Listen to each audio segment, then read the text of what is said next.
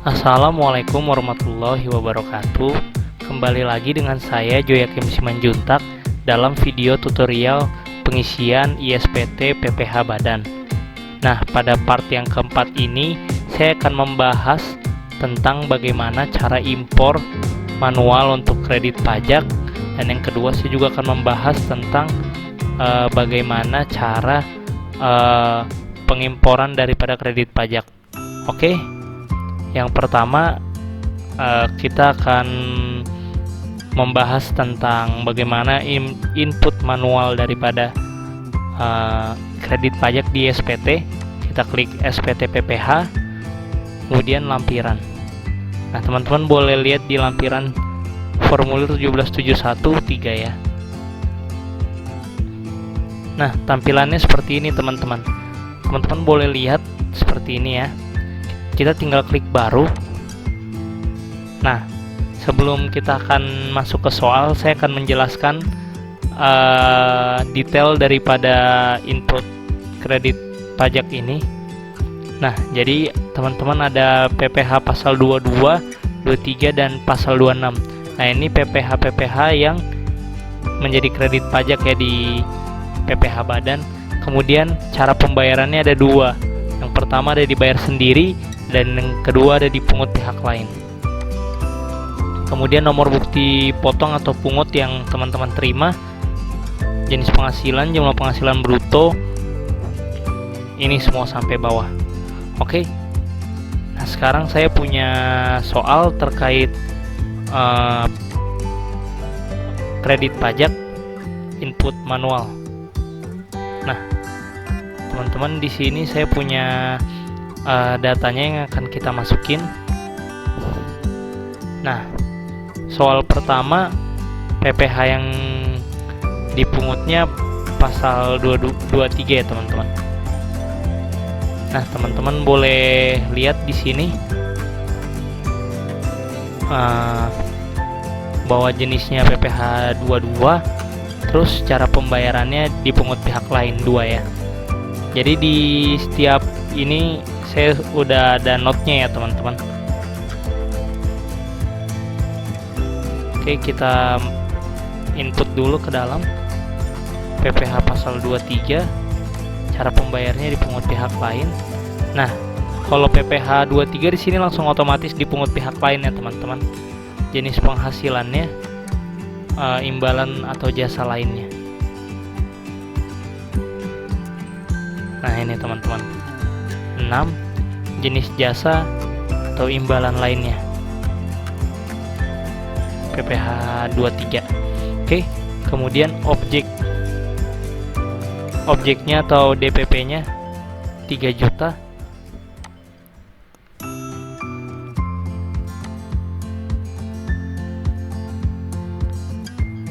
PPh yang dipungutnya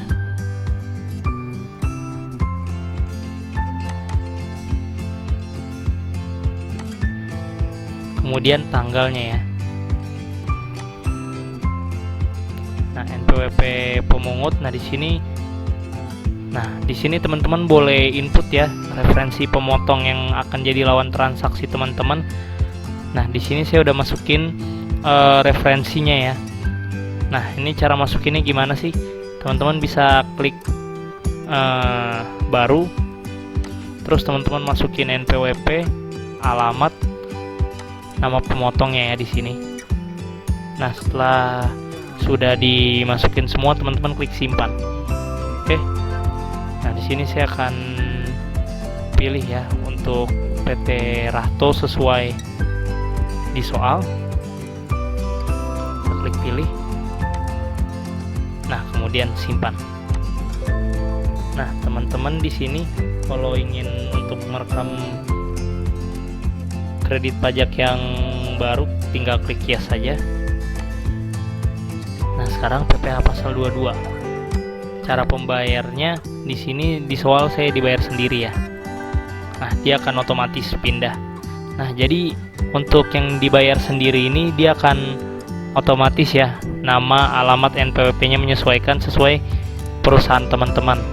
Nah, kemudian untuk kode map atau uraian pembayaran, teman-teman di sini boleh diisi ya sesuai dengan pembayarannya.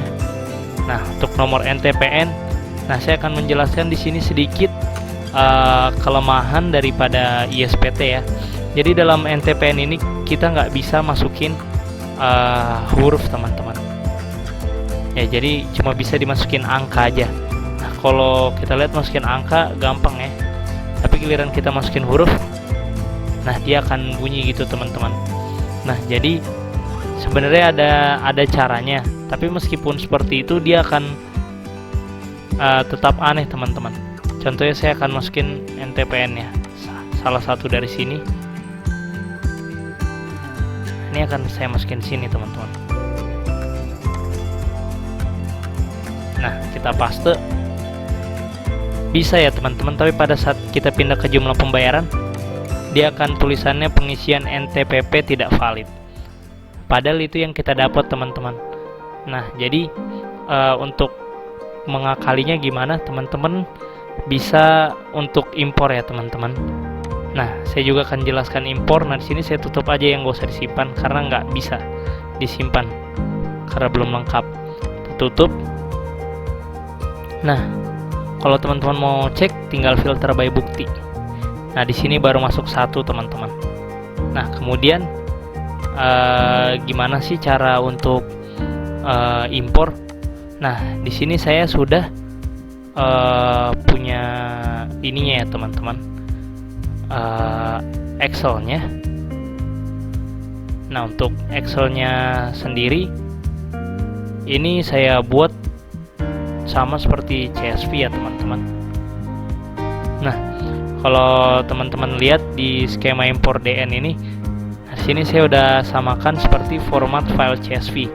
Nah, teman-teman boleh lihat ada jenis PPh yang dipotong, cara pembayaran, nomor bukti potong atau pungut, jenis penghasilan, objek pemotongan atau pemungutan, PPh yang dipotong atau dipungut, sampai pojok ya teman-teman.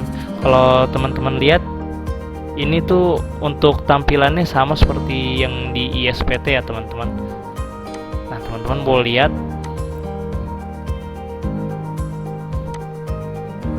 Nah, kalau teman-teman klik baru, dia akan muncul seperti ini teman-teman. Nah, ini untuk formatnya tuh sama sebenarnya. Nah, ada jenis PPh yang dipotong atau dipungut, terus ada cara pembayarannya, nomor bukti potong atau pungut.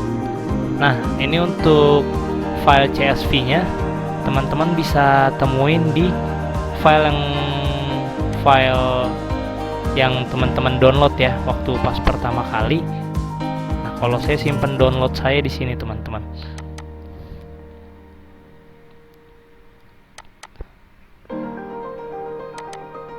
Nah, teman-teman ke data impor. Terus di sini ada kredit pajak dalam negeri ya teman-teman. Nah, boleh teman-teman buka. Format file CSV-nya kurang lebih akan sama ya teman-teman. Kayak yang di atas ini, saya akan buka deh. Coba saya buka.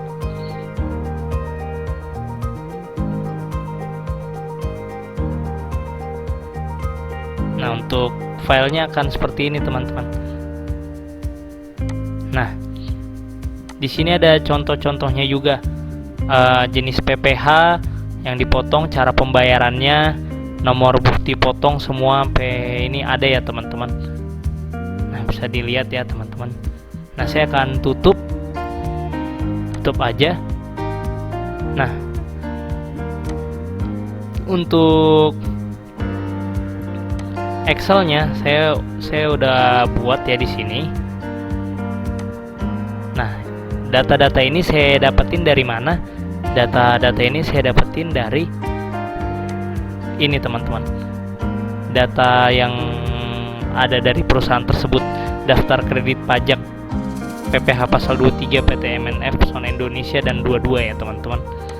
Nah, ini teman-teman tinggal sesuaiin aja, di copy paste ke Excel teman-teman. Tapi jangan lupa untuk memeriksa kembali tanggalnya ya teman-teman. Nah, jangan sampai yang 2017 masuk seperti ini teman-teman, karena di sistem DJP tidak ada yang sistem ISPT, maksud saya tidak bisa untuk memfilternya ya teman-teman. Jadi tetap dibutuhkan kontrol dari teman-teman untuk memilah mana yang boleh dijadikan kredit pajak, mana yang enggak. Oke. Nah, setelah teman-teman copy semua, nah kopinya sesuai ini ya teman-teman, sesuai yang ada di CSV ya. Nah, jenis PP yang dipotong tadi saya udah jelaskan, ada PPh 22, 23 sama 26. Kemudian cara pembayarannya, ada yang dibayar sendiri, dipungut pihak lain. Nomor bukti potong tentunya ya. Jenis penghasilan. Nah, PPh 22 ada 13. Teman-teman boleh baca juga di sini ya. Pertama untuk Badan Usaha Industri Semen, sampai yang ke-13 pembelian barang sektor perikanan. Pasal 23 ya, dividen, bunga, royalti dan sebagainya. Nah, objek pemotongan di sini DPP-nya ya, teman-teman. Untuk PPh yang dipotong juga sesuai tarif. Kemudian NPWP-nya teman-teman masukin sampai paling pojok ya. Menyesuaikan semua teman-teman dengan data yang teman-teman punya. Oke. Setelah udah semua, sekarang teman-teman boleh simpan filenya, klik file, terus save as. Nah, kita jadikan jadi CSV ya teman-teman, karena harus CSV atau TXT kalau teman-teman lihat di ini ya. Klik CSV yang kolom delimited. Nah, di sini saya udah simpen ya teman-teman, jadi nggak usah saya simpan lagi, tinggal saya close aja.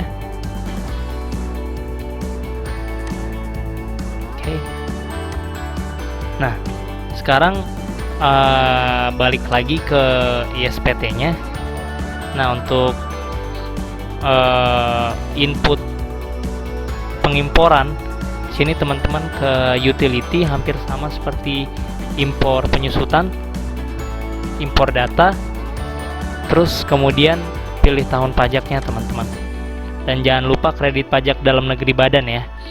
Kemudian klik search.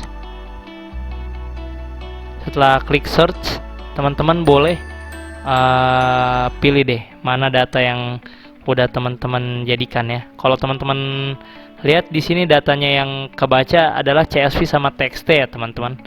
Nah, makanya teman-teman harus simpan di salah satu format file itu. Kita open aja langsung. Nah, kemudian view data. Nah, akan ada informasi berapa jumlah yang akan diimpor. Kemudian view data lagi. Nah, teman-teman kalau lihat di sini, setelah kita klik view data, dia akan muncul ya teman-teman data file dari CSV yang dibuat tadi. Nah, teman-teman bisa lihat ya. Nah, setelah udah muncul semua datanya, teman-teman klik impor. Nah, ini teman-teman tandanya kalau dia sedang mengimpor itu ada garis biru ya, seperti ini. Sama seperti impor penyusutan ya, pasti kayak gini. Nah, teman-teman, untuk pengimporan ini tergantung data teman-teman ya. Kalau teman-teman punya data banyak, lebih banyak, dia juga akan lebih lama untuk mengimpor. Nah, kalau dia sedikit datanya, ya lebih sedikit juga dia akan, waktunya lebih sedikit juga untuk mengimpor. Nah, jadi teman-teman perlu dipastiin ya data-datanya ya teman-teman. Nah, terus juga yang kedua untuk input tadi, saya mengingatkan untuk input yang NTPN tadi. Nah, teman-teman pastikan juga tuh teman-teman bahwa NTPN-nya itu benar, karena kalau sudah salah, ada yang salah sedikit ya teman-teman, akan sulit teman-teman untuk mengubahnya. Karena kalau mengubah file database ini, ngubahnya harus di Microsoft Access teman-teman, di DB yang teman-teman sudah buat. Nah, kalau untuk memperbaiki seperti NTPN tadi, diubah di sini lebih sulit ya teman-teman. Jadi teman-teman tetap perlu kontrol yang lebih ya. Nah, kita bisa lihat di sini bahwa proses impor selesai dan tidak ada data yang gagal diimpor. Kita klik OK aja.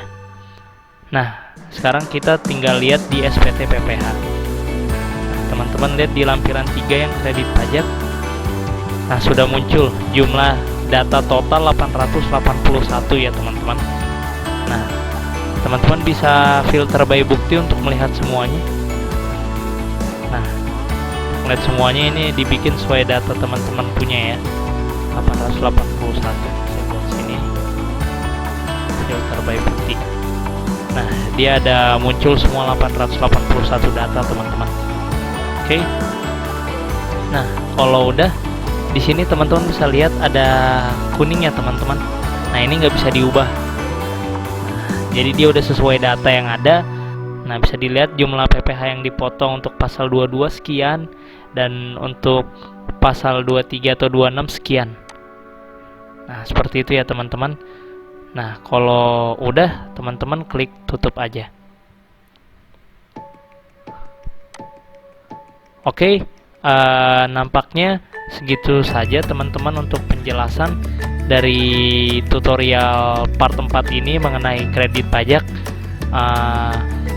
Pesan dari saya, mungkin teman-teman untuk lebih memperhatikan lagi ya untuk impor supaya tidak ada data yang gagal dan kemudian tidak ada data-data yang miss ya teman-teman. Sepertinya itu saja penjelasan untuk video tutorial part 4 ini. Kalau teman-teman punya masukan ataupun punya komentar ataupun saran maupun pertanyaan, boleh teman-teman tulis di kolom komentar di bawah ya. Sekian video dari saya. Terima kasih.